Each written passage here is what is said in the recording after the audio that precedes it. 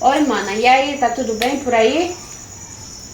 Oi, mana, tá sim, tá tudo bem aqui por Marabá. Por aí pelo Pedro Afonso, como é que tá as coisas por aí?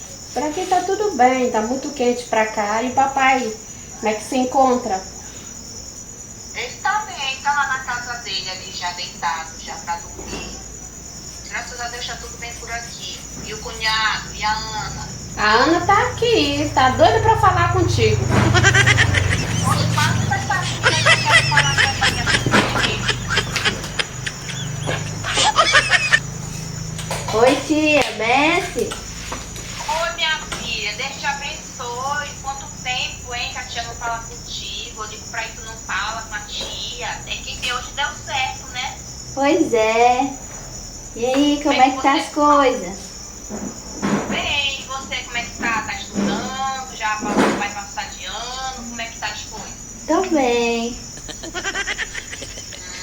Tá certo, tem que estudar, né?